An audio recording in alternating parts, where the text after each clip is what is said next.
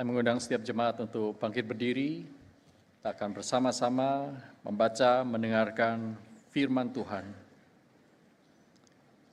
Yang hari ini secara khusus akan terambil dari surat Roma pasal yang ke-6, ayat 15 sampai dengan ayat yang ke-23. Roma pasal yang ke-6, ayat 15 sampai dengan ayat yang ke-23. Hai umat Allah, dengarlah firman-Nya. Jadi bagaimana? Apakah kita akan berbuat dosa karena kita tidak berada di bawah hukum Taurat, tetapi di bawah anugerah? Sekali-kali tidak. Apakah kamu tidak tahu bahwa apabila kamu menyerahkan dirimu kepada seseorang sebagai hamba untuk menaatinya, kamu adalah hamba orang itu yang harus kamu taati. Entah itu dosa yang memimpin kamu kepada kematian, entah itu ketaatan yang memimpin kamu kepada kebenaran. Namun, syukur kepada Allah, dahulu memang kamu hamba dosa. Tetapi sekarang kamu dengan segenap hati telah menaati pengajaran yang telah diteruskan kepadamu. Kamu telah dimerdekakan dari dosa dan menjadi hamba kebenaran. Dalam bahasa sederhana aku mengatakan hal ini karena kelemahan kamu sebagai manusia. Sebab sama seperti kamu telah menyerahkan anggota-anggota tubuhmu menjadi hamba kebenaran, hamba kecemaran dan kedurhakaan yang membawa kamu kepada kedurhakaan, demikian pula kamu sekarang harus menyerahkan anggota-anggota tubuhmu menjadi hamba kebenaran yang membawa kamu kepada pengudusan. Sebab waktu kamu hamba dosa, kamu bebas dari kebenaran. Buah apakah yang kamu petik waktu itu, yang menyebabkan kamu merasa malu sekarang? Kesudahan semuanya itu ialah kematian. Namun sekarang setelah kamu dimerdekakan dari dosa dan setelah kamu menjadi hamba Allah, kamu beroleh buah yang membawa kamu kepada pengudusan dan sebagai kesudahannya ialah hidup yang kekal. Sebab upah dosa ialah maut, tetapi karunia Allah ialah hidup yang kekal dalam Kristus Yesus Tuhan kita. Mari kita berdoa. Tuhan Allah kami yang telah memerdekakan kami dari perbudakan dosa. Pimpin kami untuk semakin mengerti apa yang Engkau telah kerjakan dalam diri kami. Berikan kami pemahaman yang cukup sehingga kami boleh menghidupi kehidupan dalam kemerdekaan sebagai hamba Allah dan hamba-hamba kebenaran. Pimpin kami, pimpin hamba-Mu yang lemah ini. Dalam nama Tuhan Yesus Kristus, Juru Selamat kami yang hidup kami, naikkan doa ini. Amin. Silakan duduk Bapak Ibu sekalian.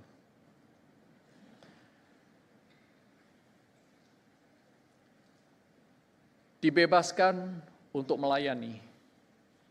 Terdengar seperti sebuah paradoks. Bukankah dibebaskan berarti tidak harus menjadi hamba? Saudaraku, namun itulah yang diajarkan oleh firman Tuhan. Dalam kritiknya terhadap Hegel, filsafat idealisme Hegel, Karl Marx menyebut bahwa agama adalah opium masyarakat.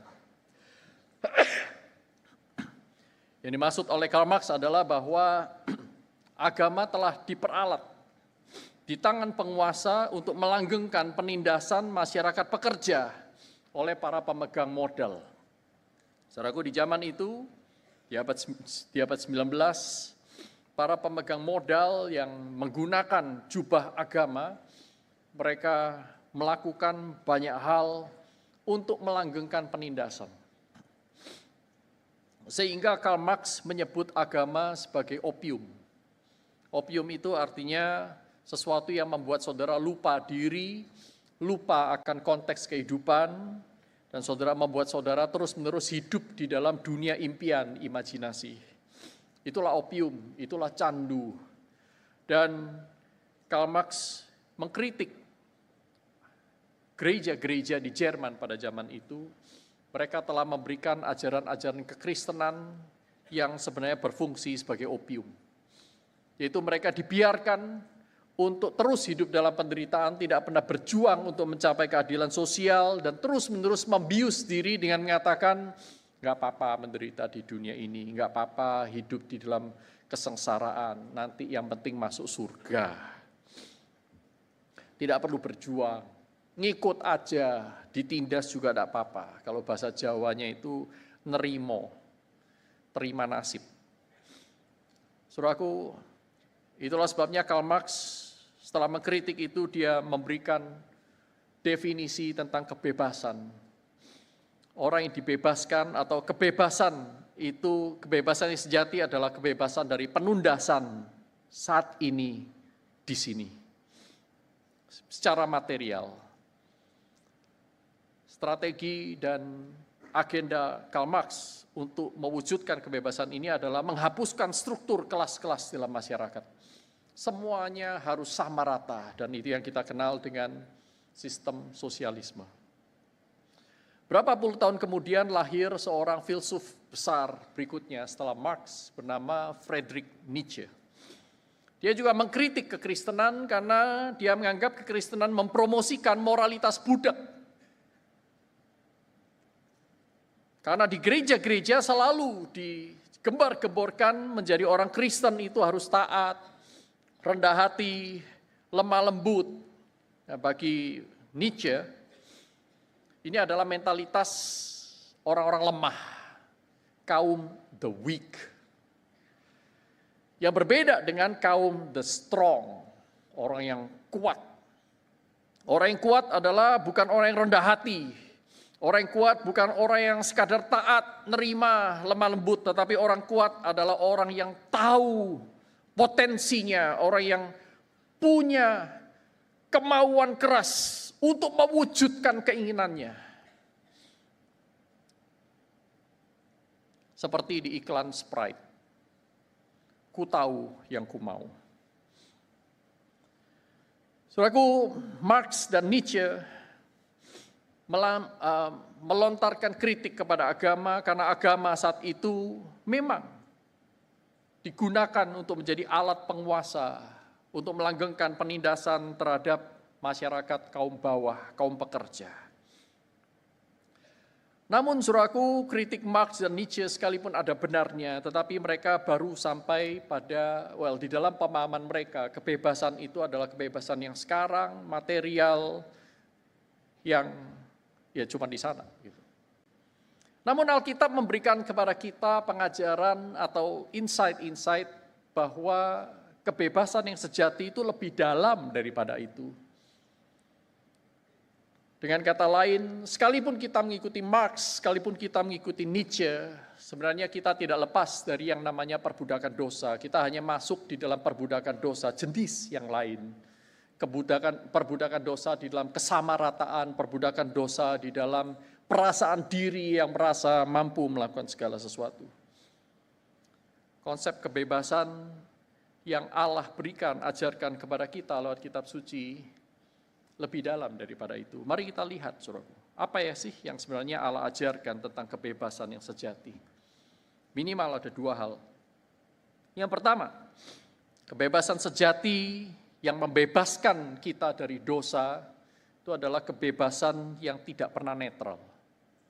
Kebebasan sejati tidak pernah netral. Saudara membacanya dari ayat 15 sampai dengan ayat 20, saudara mengetahui bahwa di sana hanya ada dua polar, dua kutub dan tidak ada kutub netral di tengah-tengahnya. Dan Paulus secara konsisten menggunakan beberapa metafora untuk menjelaskan realitas seseorang yang sudah dipersatukan dengan Kristus seperti yang kita sudah pernah bahas dalam Roma 6 ayat 1 sampai dengan ayat yang ke-14. Kita sudah dipersatukan dengan Kristus, masih ingat pembahasan tentang baptizo dan bapto. Kita sudah dipersatukan secara permanen dan mengalami perubahan secara esensial. Tidak ada neutral ground bagi orang-orang yang percaya kepada Alkitab. Paulus menggunakan beberapa metafora untuk menjelaskan realitas yang kompleks tentang penyatuan itu. Yang pertama, saudaraku, ayat 12 dikatakan bahwa hendaklah dosa jangan lagi berkuasa di dalam tubuhmu yang fana supaya kamu jangan lagi menuruti keinginannya.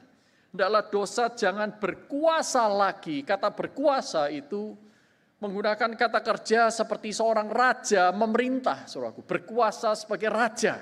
Jadi dengan kata lain Paulus ingin mengatakan jangan jadikan dosa itu rajamu. Paulus menggunakan metafora raja dan bawahan di sini. Dan mengatakan bahwa dosa bukan lagi rajamu. Engkau sudah pindah di dalam kerajaan yang lain, yaitu Allah di dalam Kristus menjadi rajamu. Ayat 13, Paulus menggunakan metafora yang lain, saudaraku. Dikatakan di sana, janganlah menyerahkan anggota-anggota tubuhmu kepada dosa untuk menjadi senjata kelaliman. Beberapa Alkitab bahasa Inggris menjelaskan kata senjata ini dengan kata alat. Janganlah menyerahkan dirimu menjadi alat kelaliman. Tetapi bahasa Indonesia saya pikir lebih akurat, saudaraku. Menggunakan kata senjata karena konteks yang digunakan adalah sebuah peperangan dan orang Kristen itu adalah prajurit-prajurit Allah. Sehingga tidak ada neutral ground di dalam medan peperangan. Yang ada adalah dua kubu yang sedang berperang, maka tidak ada neutral ground. Tidak ada tempat yang netral. Karena kita ini adalah senjata-senjata Allah. Ayat 14 menggunakan metafora yang bergeser lagi. Saudara perhatikan di sana ayat 14 dikatakan sebab dosa tidak akan berkuasa lagi atas kamu. Kata berkuasa memang mirip dengan yang digunakan di ayat 12. Di dalam bahasa Indonesia menggunakan kata yang persis sama tetapi bahasa aslinya itu berbeda. Jangan biarkan dosa menjadi tuanmu. Jadi ini menggunakan metafora tuan dan hamba di dalam ayat yang ke-14, bukan raja dan rakyatnya, bukan.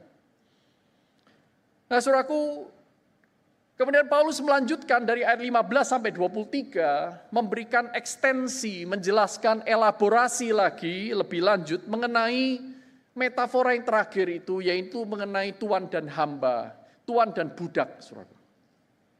Sehingga dari bagian ini kita bisa melihat bahwa kebebasan di dalam konteks yang Paulus maksudkan di sini bukanlah kebebasan yang netral. Seperti yang dipahami oleh orang-orang yang mungkin tidak mengenal Allah. Kebebasan itu berarti boleh memilih. Kita boleh memilih untuk tidak memilih. Boleh memilih netral. Mau makan nasi goreng atau mau makan mie goreng. Anak-anak yang malas memilih seperti saya dulu, kita menjawabnya, kita pilih atau. Ya kan? Nasi goreng atau mie goreng? Atau. Neutral ground. Tetapi di dalam kaitan dengan dosa, tidak ada neutral ground. Entah saudara menjadi sahabat atau saudara menjadi musuh. Tidak ada, kita cuma kenalan biasa kok. Tidak ada, saudaraku. Jadi kebebasan itu tidak pernah netral, selalu ada keberpihakan. Dan keberpihakan ini bergantung kepada natur. Saudaraku, saudara dan saya, dan semua ciptaan yang ada di dunia ini dicipta bukan untuk menjadi netral. Kita dicipta untuk kemuliaan Allah. Kita dicipta untuk memuliakan Allah, untuk melayani Allah. Sehingga ketika manusia, saudara dan saya dicipta, dan di dalamnya ada kehendak bebas, itu berarti segala sesuatu dalam diri kita, dengan kehendak bebasnya dicipta menurut peta dan teladan Allah, gambar dan rupa Allah itu, semua dimaksudkan untuk menjadi rekan kerja Allah. Kemampuan Anda, semua panca indera Anda, tubuh kita, anggota-anggota tubuh kita, semuanya ini diciptakan oleh Allah bukan untuk menjadi netral, tetapi untuk melayani Allah secara aktif, partisipatif. Mengapa? Karena kita dicipta dengan natur sedemikian. Dan itu adalah natur dari seluruh ciptaan Allah termasuk kita. Naturnya apa? Yaitu melayani Allah. Saudaraku yang terkasih dalam Tuhan, ketika saudara dan saya seperti Adam dan Hawa menggunakan kehendak bebas bukan lagi sesuai naturnya, yaitu untuk melayani Allah, tetapi sebaliknya memanipulasi, menggunakan semua yang Tuhan berikan kepada kita itu bukan lagi untuk melayani Allah sesuai natur, tetapi melawan natur, kita melayani yang bukan Allah, menjadikan ciptaan Allah itu sebagai Allah, di sanalah natur itu menjadi rusak. Sama seperti saudara menggunakan televisi, tetapi bukan sesuai dengan naturnya, tetapi menggunakan televisi untuk misalnya sebagai alat masak. Tidak bisa, tapi ya namanya berdosa itu tidak rasional. Jadi kita menggunakan segala sesuatu tidak sesuai dengan naturnya, tujuannya, maka sesuatu itu akan menjadi rusak. Kita tidak menggunakan tangan untuk melayani, kita sedang menggunakan tangan untuk merusak. Ketika kita tidak menggunakan kaki untuk membawa kita pergi memberitakan Injil, kita akan menggunakan kaki kita untuk pergi memberitakan penindasan. Penindasan kadang-kadang terselubung, kadang-kadang terang-terangan. Kaki kita membawa kita pergi ke tempat yang membawa kita kepada jebakan-jebakan kenikmatan sementara. Mata yang Tuhan berikan kepada kita untuk melihat hal-hal yang baik. Tetapi mata yang sama ketika diperhamba oleh dosa, tidak lagi digunakan sesuai naturnya, menjadi mata yang selalu mencari kesalahan dalam diri orang lain. Atau mungkin di dalam diri sendiri. Terus-menerus menghina diri, terus-menerus menghina orang lain. Tetapi tidak pernah melihat kebaikan Allah yang Allah sudah berikan dalam diri orang lain. Mulut yang seharusnya dipakai untuk menyembah, memuliakan Allah, membangkitkan semangat, memberikan penghiburan, menjadi mulut yang begitu tajam, yang melukai banyak orang. Saudaraku, ketika natur itu jatuh ke dalam dosa, maka natur itu akan merusak kehendak bebas kita. Karena apa? Kehendak bebas itu dikontrol oleh natur. Natur yang mempengaruhi kehendak secara bebas memilih segala sesuatu. Sehingga ketika manusia jatuh ke dalam dosa, sebenarnya manusia tidak pernah kehilangan kebebasan dalam berkehendak, tetapi manusia hanya kehilangan pilihan. Manusia tidak lagi bisa menggunakan kebebasannya untuk memilih yang baik, tetapi manusia justru menggunakan kebebasannya untuk memilih yang jahat, memilih yang melawan Allah. Tetapi ketika mereka memilih untuk melawan Allah, mereka tidak pernah dipaksa. Tidak ada, saudaraku, di antara kita berdosa karena terpaksa. Ya, saya terpaksa nyontek, itu omong kosong. Ya, saya terpaksa nonton porno, itu omong kosong. Saya terpaksa berjudi, saya terpaksa minum minuman keras, saya terpaksa berbohong, saya terpaksa melakukan ini, saya terpaksa berkorupsi. Tidak ada orang berdosa karena terpaksa. Kalau saudara berdosa karena terpaksa, maka yang saudara sebut dosa itu bukan tanggung jawab Anda. Allah tidak adil ketika kita dihakimi berdasarkan perbuatan yang kita sendiri tidak punya kebebasan untuk menolaknya. Masalahnya, saudaraku, kita tidak pernah kehilangan kebebasan itu. Tetapi kita kehilangan pilihan. Di dalam bukunya yang sangat terkenal, Martin Luther, yang berjudul De Servo Arbitrio, Martin Luther menjelaskan hal ini tentang kehendak bebas dan pilihan bebas. Ketika manusia jatuh dalam dosa, kehendak tetap bebas, tetapi pilihan tidak lagi bebas. Karena apa? Pilihan ini sangat dipengaruhi oleh natur manusia yang berada di balik kehendak bebas ini. Sehingga ketika saudara dan saya tidak lagi berpihak kepada Allah, saudara selalu mengingini yang menjauh dari Allah. Saudara dan saya selalu mengingini yang tidak disukai Allah, tetapi disukai oleh dosa. Dan di sanalah terjadi perbudakan dosa. Tapi sekali lagi, perbudakan dosa tidak pernah menghilangkan kehendak bebas kita. Saudaraku, de servo arbitrio itu artinya the bondage of the choice. Sekalipun diterjemahkan unfortunately dengan tidak akurat menjadi the bondage of the will.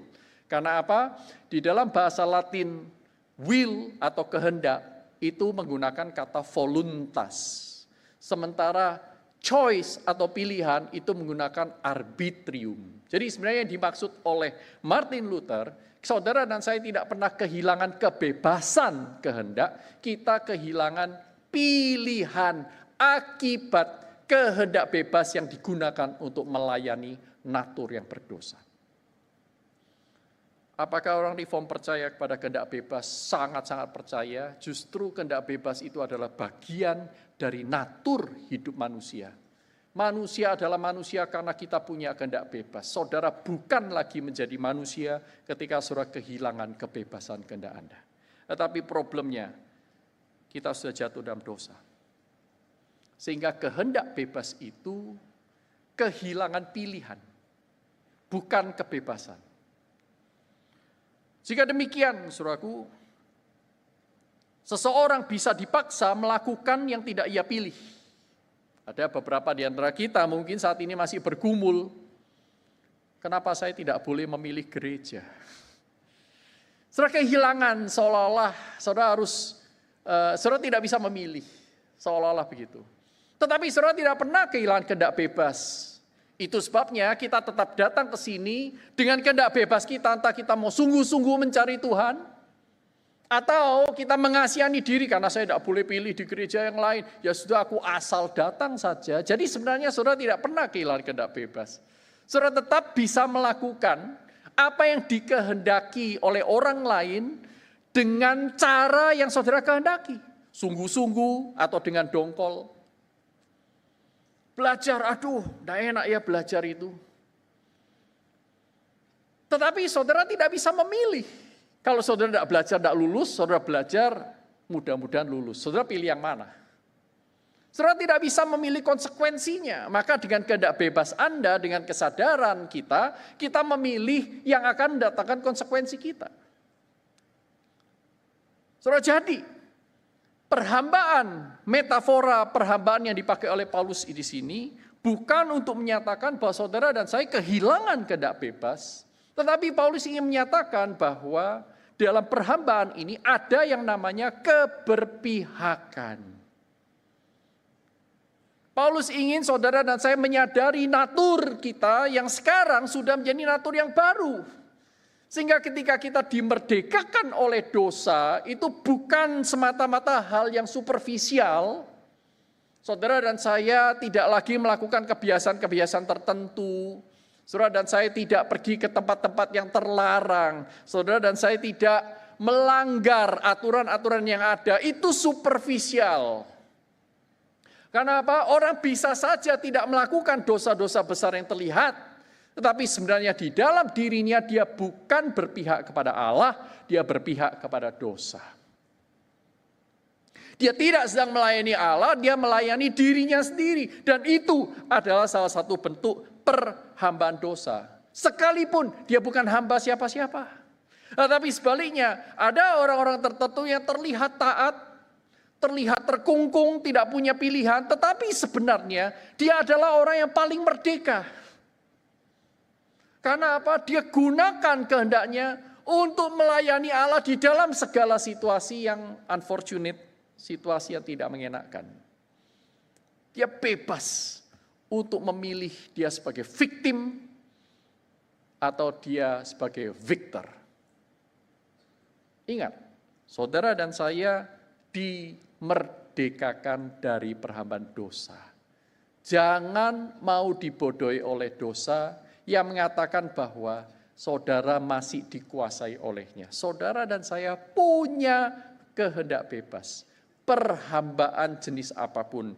Baik itu kepada maut yang dikatakan Paulus di dalam ayat yang ke-16. Apakah kamu tidak tahu bahwa apabila kamu menyerahkan dirimu kepada seseorang sebagai hamba untuk menaatinya, kamu adalah hamba orang itu yang harus kamu taati, entah itu dosa yang memimpin kamu kepada kematian, entah itu ketaatan yang memimpin kamu kepada kebenaran. Segala macam perbudakan, baik positif maupun negatif, Baik saudara sebagai hamba dosa atau sebagai hamba kebenaran, saudara tidak pernah kehilangan kehendak bebas.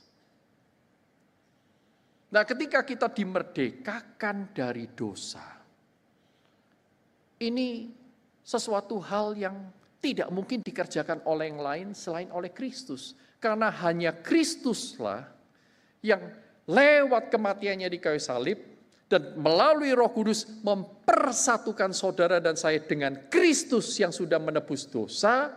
Saudara dan saya mengalami perubahan natur.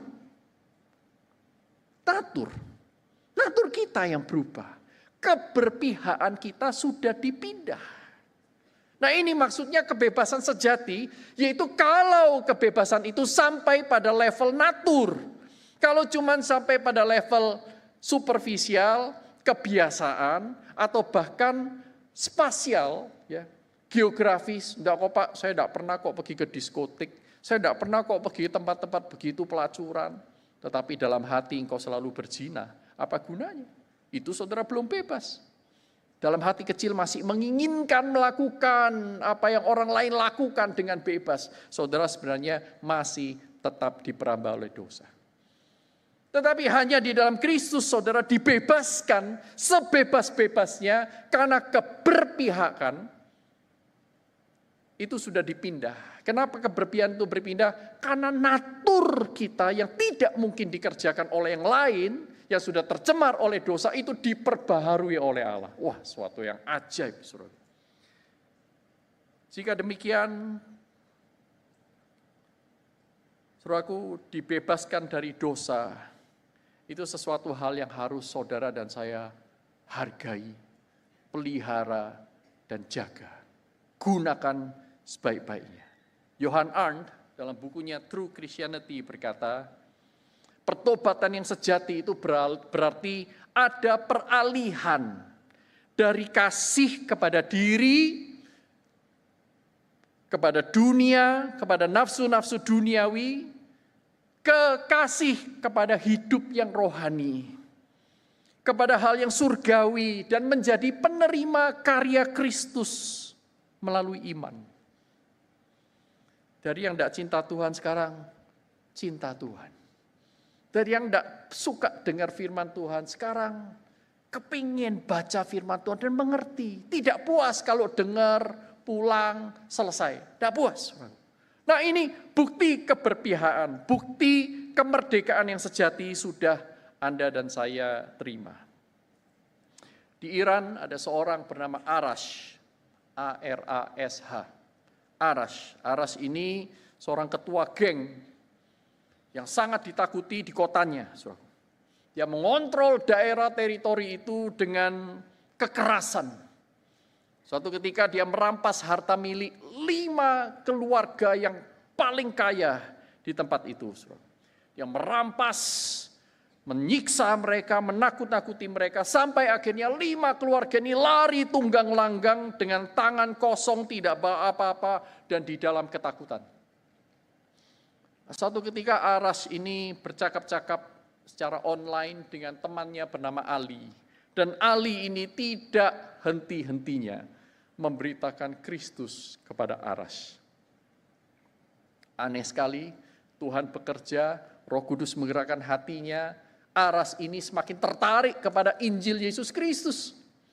Sampai dia minta Ali untuk mengirimkan kepadanya Alkitab Perjanjian Baru, dan akhirnya Ali mengirimkan Alkitab Perjanjian Baru dan ada Mazmurnya di sana. Dia baca, hatinya digerakkan oleh Tuhan. Lahir baru itu menjadi bagian dari pengalaman hidupnya. Sampai akhirnya dia mengatakan kepada Ali, aku bertobat. Aku menerima Yesus Kristus. Nah, saudaraku, tidak berhenti di sana. Arash itu terus baca Alkitab sampai pada kisah tentang Sakyus. Saudara masih ingat Sakyus? Tuhan Yesus datang ke rumahnya dan berkata, di rumah ini keselamatan Allah juga hadir. Kenapa? Karena apa yang dilakukan oleh Sakyus? Sakyus berkata kepada Tuhan, Tuhan, kalau ada orang yang aku rugikan, aku kembalikan semuanya 3 kali lipat, 5 kali lipat. Dia yang tadinya cinta kepada harta, dia mengumpulkan harta, sekarang dia mencintai Tuhan. Dan menggunakan hartanya untuk ganti rugi, untuk hidup-hidup yang baru. Ada perpindahan keberpihakan. Saudara lihat di sana. Aras begitu tersentuh dengan kisah Sakyus.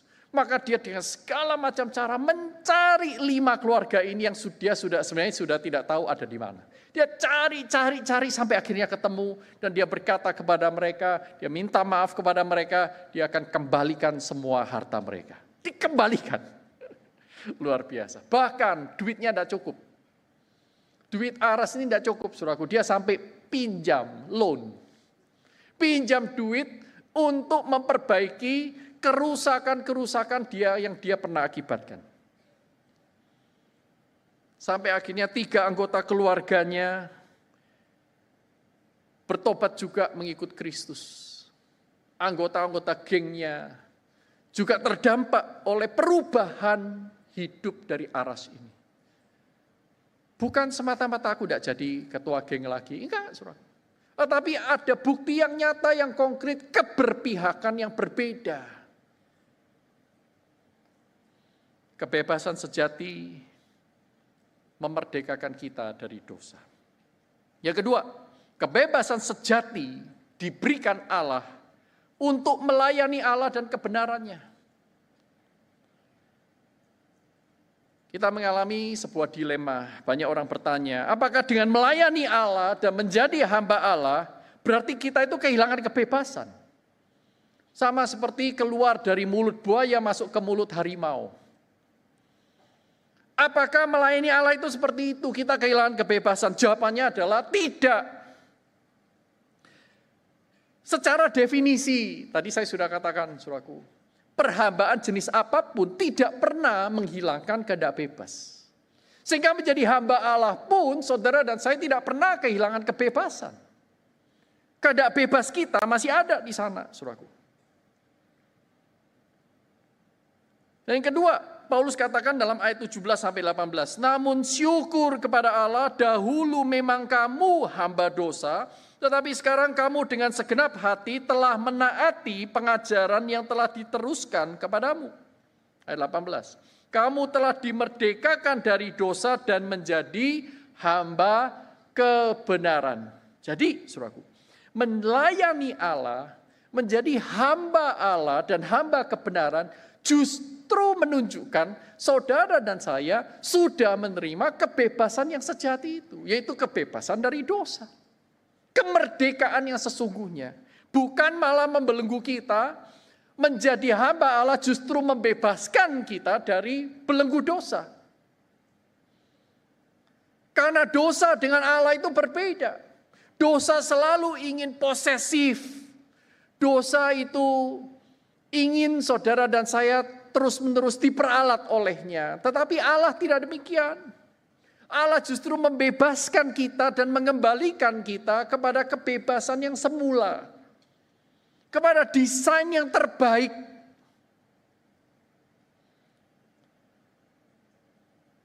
Melayani Allah adalah bukti nyata saudara dan saya sudah dimerdekakan dari dosa dan menjadi hamba kebenaran. Bukti nyata dari keberpihakan yang baru. Yang ketiga, ayat 19 dan 22.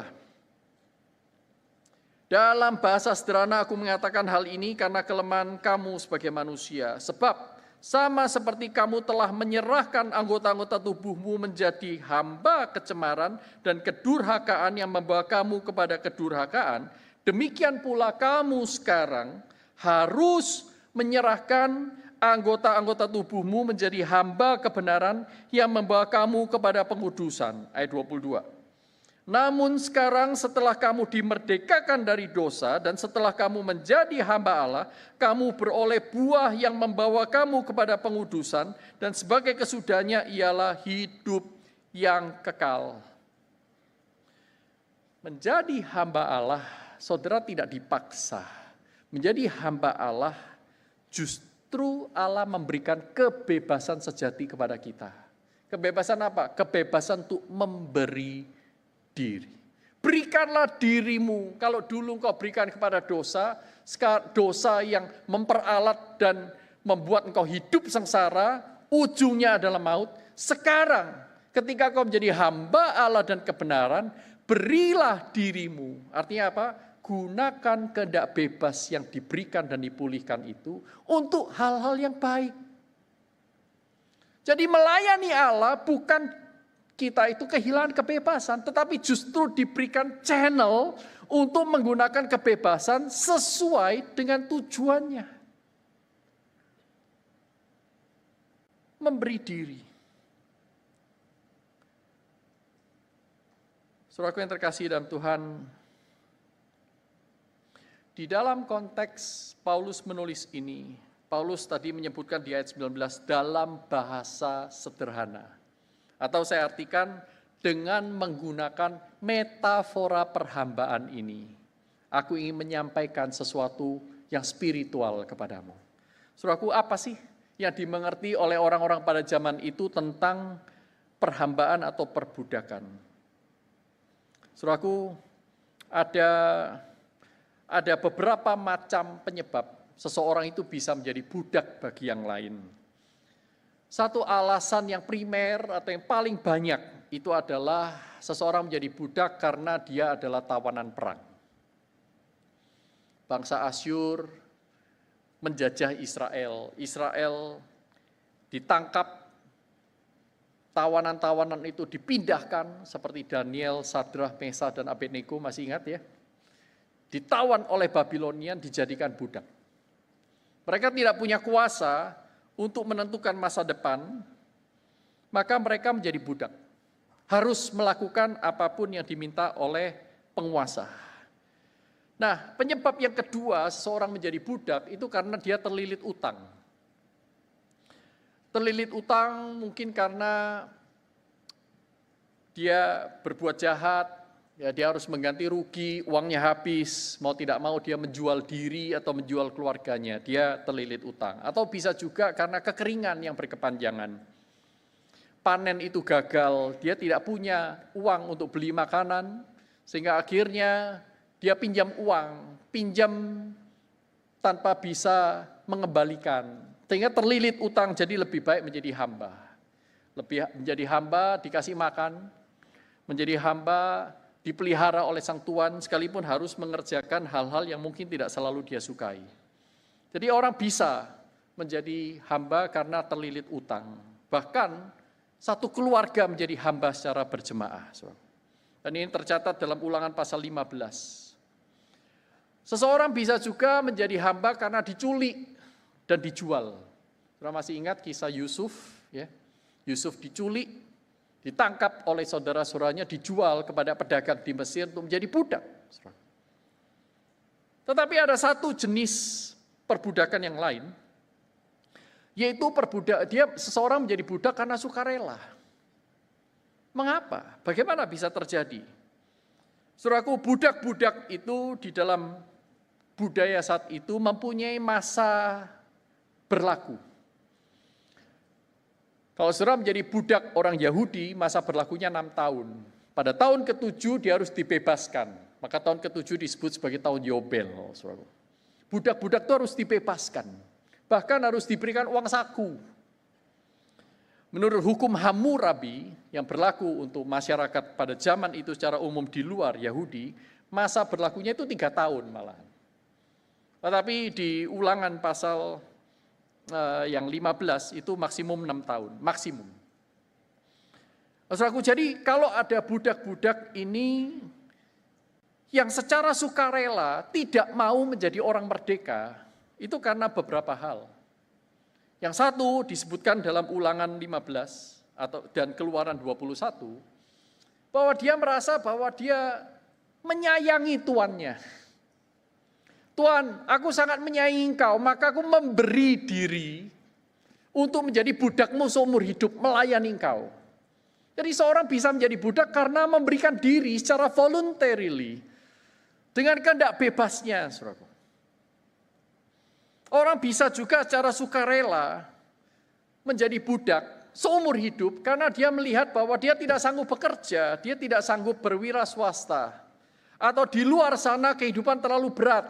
Ada kemiskinan, ada kelaparan, motifnya macam-macam. Dan di dalam Roma pasal 6 ayat 15 sampai 23 ini, para peneliti sepakat bahwa yang dipakai oleh Paulus ini memang sukarela, seseorang itu menjadi hamba Allah dan hamba kebenaran, tetapi juga ada motif yang bernama sacral manumission. Sacral manumission. Ini adalah praktik pada zaman itu, yaitu ketika seseorang dibebaskan dari perbudakan di bawah tuan tertentu untuk melayani bait Allah. Maka tuan ini tidak boleh menuntut. Seseorang yang membaktikan dirinya untuk ilah, melayani di sebuah kuil, itu melayani sebuah kepentingan yang lebih besar daripada tuan yang adalah manusia. Saudara tangkap ya, ini namanya sacral manumission. Dan Paulus menggunakan bahasa perbudakan menunjuk kepada sacral manumission yang selama itu berlaku, saudaraku, untuk memberitahukan kepada kita bahwa ketika kita itu melayani Allah, kita bebas dari perbudakan jenis apapun yang ada di bawah Allah. Jadi sebenarnya ketika seseorang itu menjadi hamba Allah, dia mengalami kebebasan yang sesungguhnya. Kebebasan yang sebebas-bebasnya yang bisa dimiliki oleh seorang ciptaan.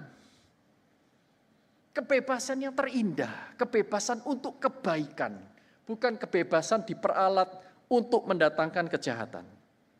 Jadi, saudaraku, saudara dan saya dipanggil untuk menjadi hamba Allah. Yang melayani Allah dan sesama bukan karena paksaan, tetapi justru karena kebebasan yang sejati. Kebebasan yang diberikan kepada kita yang sudah menerima kasih Allah yang begitu besar. Ini bukan Tuhan sembarang Tuhan. Tuhan yang rela mati untuk saudara dan saya. Bukan Tuhan sembarang Tuhan. Dia adalah Tuhan yang layak dipercaya dan sudah membuktikan kasih-Nya besar kepada kita. Tuhan yang tidak mungkin berbuat jahat kepada Anda dan saya. Tuhan yang tidak mungkin berubah setia. Tuhan yang tidak mungkin PHP kita.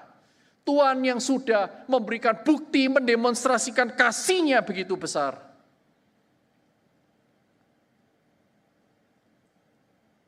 Saudara dipanggil untuk menjadi hamba untuk Allah seperti ini. Dan ingat, masalah keberpihakan. Tidak ada neutral ground. Saudara pilih yang mana? Tetap kembali kepada Tuhan yang lama? Bodoh bukan? Tuhan yang suka PHP, Tuhan yang suka memperalat kita, Tuhan yang suka menggunakan kita untuk kepentingan kerusakan orang lain. Pada saat yang sama, Allah itu juga bukan pengemis pelayanan atau kerelaan kita. Jangan GR, saudara. Ketika Tuhan menawarkan kepada kita pelayanan itu adalah untuk kebaikan kita, bukan karena Tuhan butuh kita. Dia Tuhan. Dia bisa menggunakan keledai untuk menegur Bileam.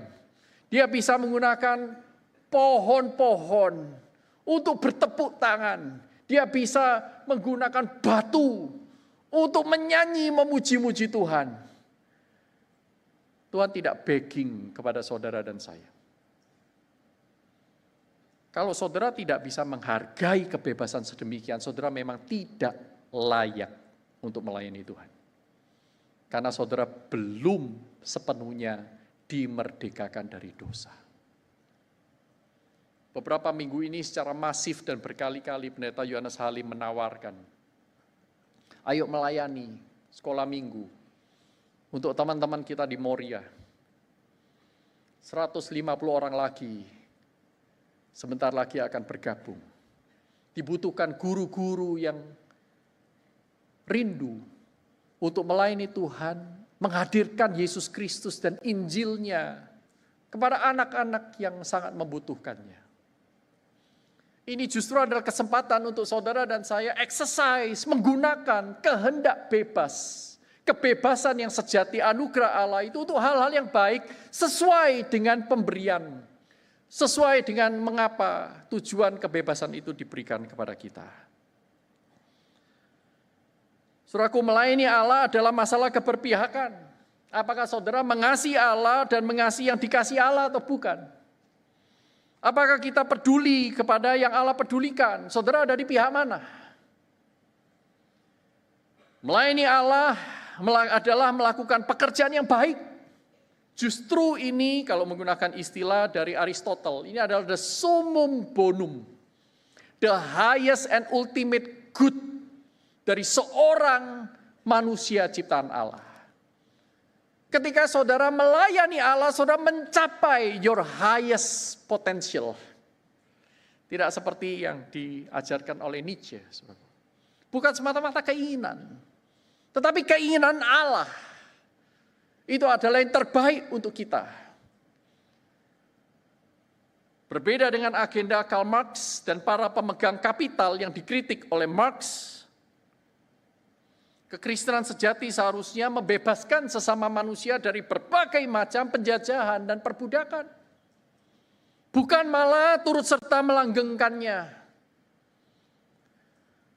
Saudara para calon guru, ketika saudara nanti diutus pergi, ingat, saudara diutus menjadi orang-orang yang akan membebaskan sesama manusia kita dari perhambaan kebodohan.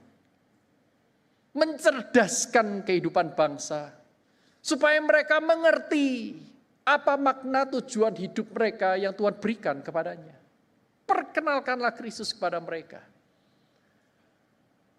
Teman-teman nurse yang akan lulus dari FON, ketika saudara diutus, saudara akan menjadi pembebas-pembebas sesama manusia dari jerat penderitaan karena sakit penyakit. Banyak orang dalam sakit penyakit mereka justru terjerat, tidak lagi merdeka hanya karena masalah fisik.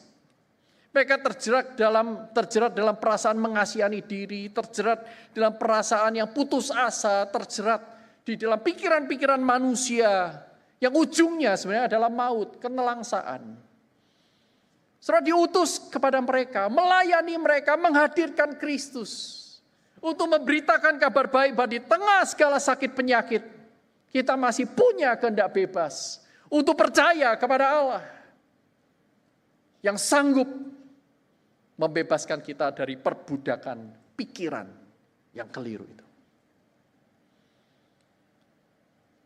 Saudara, sebagai murid-murid Kristus, saudara yang bekerja sebagai orang tua, bekerja sebagai di marketplace, jadi profesional, saudara menjadi orang tua, ingat, saudara dan saya harus menjadi pembebas sesama kita, pembebas anak-anak kita dari cara berpikir dunia yang mereka serap lewat games, lewat mainan, lewat pergaulan dengan yang lain.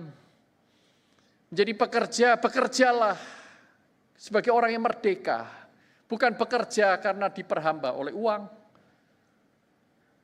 Kalau Anda adalah seorang bos, majikan yang punya bawahan-bawahan, merdekakan mereka dari ketergantungan mereka terhadap materialisme. Saudaraku, ada banyak cara saudara dan saya dipanggil oleh Tuhan untuk memerangi perhambaan dosa. Mari kita menjadi orang-orang yang juga turut memerangi keserakan manusia yang memangsa sesamanya, homo homini lupus. Memerangi penindasan, penjajahan dalam segala bentuknya. Saudara, tahun 1865 seorang muda bernama William Booth, saudara mungkin kenal ya, di Surabaya ada rumah sakit William Booth.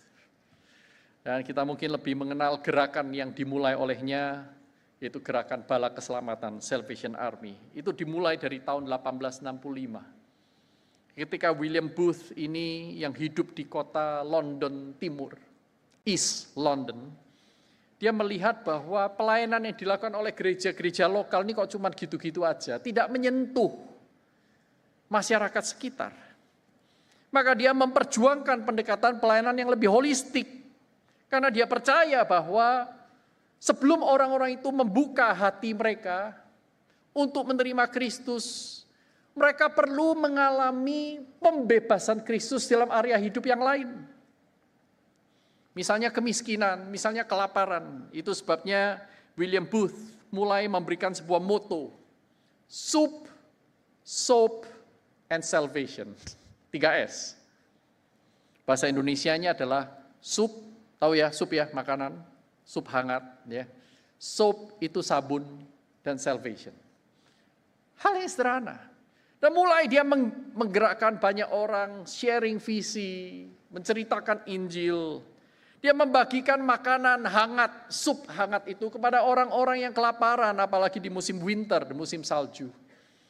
Dia memberikan kepada orang-orang miskin itu sabun, saudaraku, dan memberikan tempat di mana mereka bisa mandi dan diberikan baju yang layak. Yang miskin diangkat derajatnya, yang lapar dikenyangkan perutnya. Sambil pada saat yang sama mereka mengajarkan Alkitab, mengajarkan firman Tuhan agar orang-orang ini bisa melakukannya dalam hidup sehari-hari, berbagi kasih, mengaku ketika berbuat salah, mengampuni, bertobat, dan seterusnya. Dan banyak orang menerima Kristus. Sampai hari ini gerakan bala keselamatan dengan gereja, rumah sakit, dan macam-macam itu dipakai oleh Allah secara meluas di seluruh dunia. Semuanya dimulai dari apa? Dimulai dari kebebasan dari dosa dan keberpihakan kepada Allah. Mari kita berdoa. Setiap orang menutup mata, menghampiri Tuhan di dalam keheningan. Jangan ada yang menoleh kiri dan kanan. Jangan ganggu saudara-saudaramu. Ada beberapa pertanyaan yang saya ingin tanyakan kepada saudara sekalian sebagai hamba Tuhan. Yang pertama, jadi kepada siapa Anda dan saya berpihak? Kepada dosakah? Atau Allah dan kebenarannya? Yang kedua, siapa sih yang sebenarnya sedang kita layani? Sebagai hamba, yang kita terus turuti dan taati. Apakah itu diri sendiri? Atau Allah?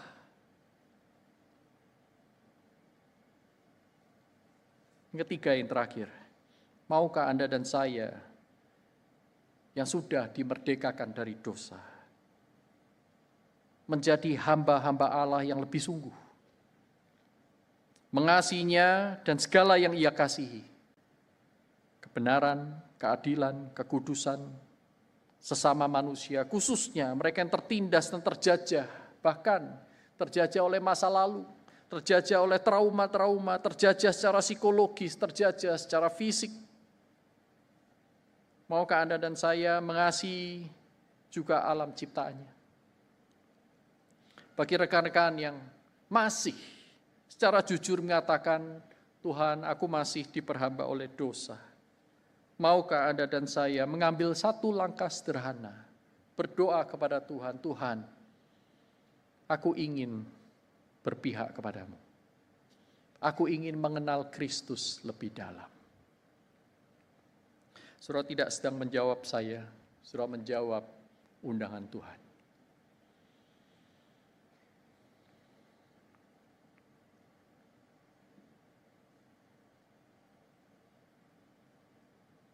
Tuhan, ini kami, apa adanya kami.